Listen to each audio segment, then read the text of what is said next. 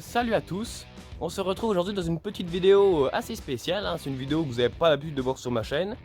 Mais c'est exceptionnellement pour François de la chaîne Garage, Bagnole et Rock'n'Roll qui trouvait marrant ma voiture, hein. Donc c'est une Subaru, hein.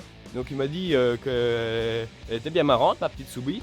Donc pour vous, puis exceptionnellement pour lui, je vais vous la présenter, hein. C'est vrai que c'est une voiture qui est assez spéciale, hein. Donc voilà, voici. Donc c'est une voiture qui est assez rare, hein, assez spéciale. On en voit très peu aujourd'hui, hein, on en voit presque plus sur le marché de l'automobile, enfin du moins en France. Parce que si vous voulez, c'est une voiture donc qui a été mélangée, en fait deux modèles différents et deux marques de voitures différentes ont été mélangées pour créer cette voiture. Donc en fait c'est un mélange, c'est un châssis de la seconde génération de la Toyota Yaris, hein. Donc toutes ces petites voitures comme Toyota Yaris, etc., Citroën C1, c'est tout plus ou moins les mêmes châssis. Et dedans, on a une motorisation, donc c'est un moteur de Daihatsu Sirion. Donc un moteur 3 cylindres essence, hein, de 1 litre 69 chevaux. Donc c'est un petit moteur classique, hein, qu'on retrouve dans toutes les petites citadines françaises, hein. Donc sauf que là c'est un moteur japonais, hein. Donc Daihatsu Motor, hein. Donc en fait ce mélange de Toyota Yaris et de Daihatsu Sirion c'est Subaru après qui a renommé, en fait, qui a rebaptisé cette voiture en Subaru Justy, hein, tout simplement. Et lorsque Subaru justement l'a présenté au salon de l'automobile à Francfort, c'était en 2009, hein, parce que ces voitures datent de 2009. Le public, les visiteurs ont même rigolé et ont levé les sourcils au ciel, pensant que c'était une blague, une plaisanterie, quoi, parce qu'ils avaient l'habitude que Subaru fasse des voitures de sport avec 4 roues motrices, moteur boxer intégral, etc. Sauf que là, pas du tout, c'était ce genre de voiture, hein. Donc c'est vrai que le public a été assez étonné. Et donc voilà, hein. Et en fait non, c'est bien un mélange de deux marques et de deux modèles différents qui ont créé cette Subaru Justy, hein. Donc c'est japonais. Et ils ont fait, parce que les anciens modèles de Subaru Justy, c'était vraiment des Subaru, hein, du châssis jusqu'au moteur, de la carrosserie, etc. Sauf que c'était effectivement des voitures à traction intégrale, etc. C'est juste uniquement cette Justy-là, cette version-là, hein, donc ça c'est la 4e génération. Les 3 générations précédentes, c'était des Subaru purs et durs, hein, à traction intégrale, etc., à 4 roues motrices. C'est le seul et dernier modèle de Justy qui a été fait et qui n'est justement pas comme les autres. Donc voilà, c'est un petit moteur basique, hein, plutôt assez résistant, hein. Donc 1 litre 69 chevaux, c'est vraiment, voilà, c'est vraiment un petit moteur, il n'y a pas de quoi. Mais bon, c'est vrai que après niveau l'habitacle, voilà, c'était une voiture qui était à mes grands-parents que je leur ai racheté en fait parce qu'il y avait un souci de boîte à vitesse. En fait, le synchro de la première est mort en fait, hein. Faudrait changer le synchro de la première parce que quand la voiture est à stop ou à un feu rouge, qu'on doit repasser la première, en fait on peut pas. La première bloque et on peut passer aucune vitesse en fait. Donc moi j'ai la technique, hein, je passe la première en fait juste avant que la voiture s'arrête de rouler. Là elle passe tout seul, mais c'est vrai que sinon on est obligé de renclencher la marche arrière pour tout de suite renclencher la marche avant. C'est assez pénible quand on se plante, mais bon, moi j'ai trouvé le coup, donc ça va, j'y arrive. Mais c'est vrai que c'est pour ça qu'ils s'en sont débarrassés, parce qu'ils ont fait voilà, de changer une boîte à vitesse ça coûte cher, donc ils préféraient changer de voiture. Mais sinon je leur ai racheté parce que tout simplement que c'est une voiture qui est en très bon état. Je veux dire, l'embrayage est neuf, hein, l'embrayage date de 2019. Voilà, hein, en plus d'une voiture avec une attache remorque, hein, donc ça, une attache remorque amovible. Donc voilà. Et puis surtout que voilà, elle est en très bon état. Là, je l'ai emmenée au garage hier pour faire un pré-contrôle. Il m'a dit c'était une voiture toute propre, presque neuve, voilà. Donc l'intérieur est très habitable, hein. L'intérieur est très habitable. Donc vous voyez, hein.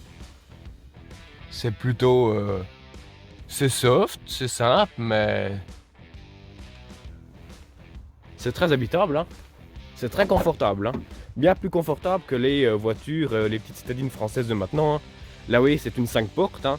Donc bien plus pratique une 5 portes qu'une 3 portes, hein. Moi j'ai une autre voiture, hein, j'ai une Clio, c'est une 3 portes. Mais voilà, c'est vrai que là, c'est quand même... il y a de la place. Bon, il y a un petit coffre. Hein. D'ailleurs, je suis allé acheter un filtre à air pour le remplacer, hein, parce que j'ai fait la vidange il n'y a pas longtemps, donc je vais changer mon filtre à air. Donc voilà, un petit coffre.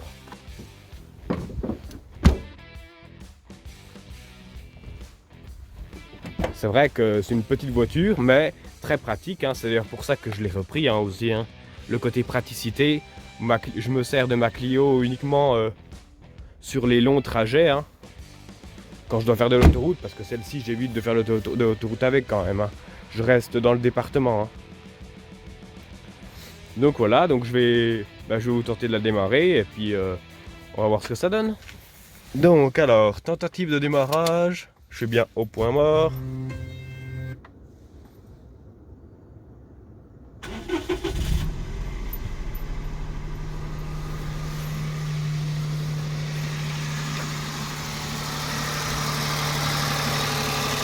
Donc voilà, hein, c'est un moteur...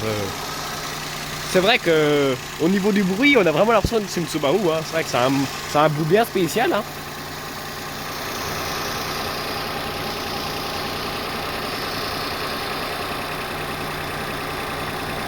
Donc là, j'ai récemment fait changer la courroie d'accessoires. Donc la courroie d'accessoires est toute neuve. Et là-dessus, pas de problème de courroie de distribution parce qu'il n'y en a pas. Hein. Sur les petites voitures comme ça, c'est des distributions à chaîne. Hein. Donc voilà. Hein. Et là, on a encore le boîtier papillon avec l'accélérateur, hein, que c'est vraiment, c'est pas un moteur récent, hein, ça date de 2009, hein, mais c'est un moteur japonais, hein. Donc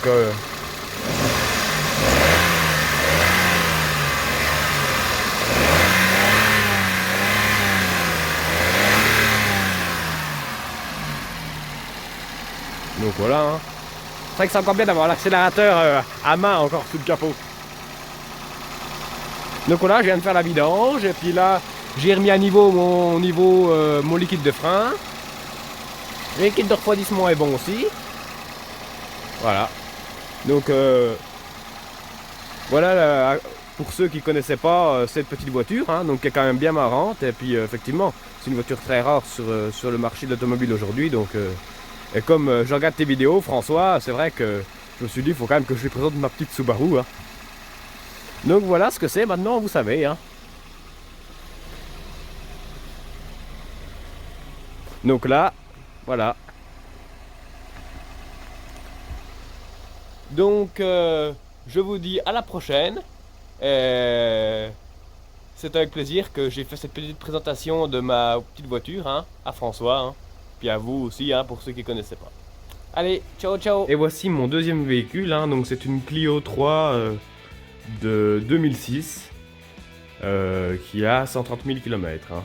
Donc comme je m'en sers pas souvent, vous voyez, je mets une couverture là parce que j'ai des chats donc ils montent dessus. Donc voilà. Donc voilà, celle-ci je m'en sers principalement quand je fais des trajets sur autoroute. Donc voilà. Donc là, elle est quasiment pas très sortie de l'hiver. Hein. J'ai dû sortir 2-3 fois avec, mais pas plus. Donc voilà. Mais je me sers quand même beaucoup plus de la petite Subaru.